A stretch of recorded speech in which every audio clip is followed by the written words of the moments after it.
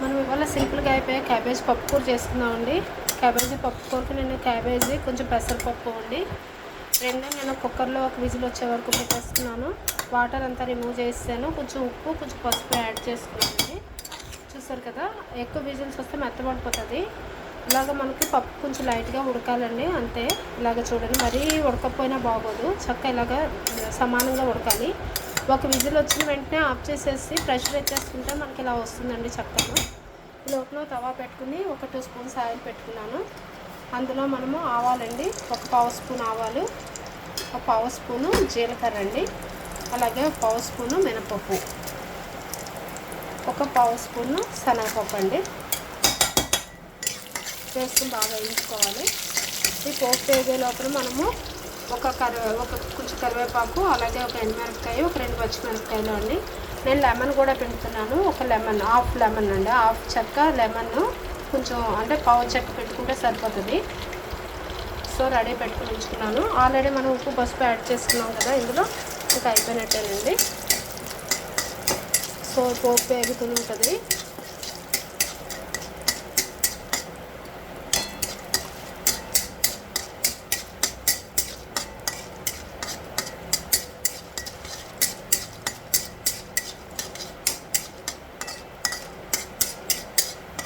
చూస్తారు కదా, పోపు వేగిపోతుంది. ఇప్పుడు ఇందులో మనం పచ్చిమిరపకాయలు, ఎండుమిరపకాయలు, కరివేపాకు వేసేసుకున్నాము.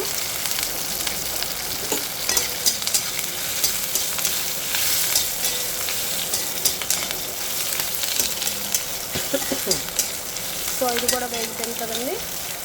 ఇప్పుడు ఇందులో మనము పప్పు కూర యాడ్ చేసుకున్నాము. సో చూస్తారు కదండి, బాగా ఫ్రై చేసుకోవడమే. ఇప్పుడు ఇందులో మనం లెమన్ జ్యూస్ పిండేసుకుంటే, స్టవ్ ఆఫ్ చేసుకుని లెమన్ జ్యూస్ పిండుకోవాలండి, లేదంటే చేదు వచ్చేస్తుంది. చూస్తారు కదా, వేగిపోయింది. ఒక్క నిమిషం అండి, ఎందుకంటే ఇప్పుడే ఇది యాడ్ చేసాం కదా, ఈ పోపు వాసన అంతా కూరకు పెట్టే వరకు ఒక 2 మినిట్స్ వేగనివ్వాలి.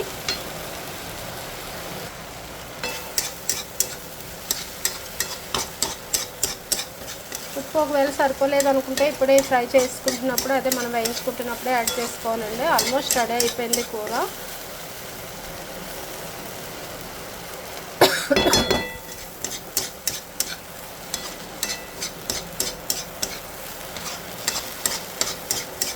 చూసారు కదా, ఇప్పుడు స్టవ్ ఆఫ్ చేసుకోవాలండి. ఆఫ్ చేసుకుని ఇప్పుడు మన లెమన్ ఉంది కదా, ఈ లెమన్ పిండుకుందాం కొంచెం.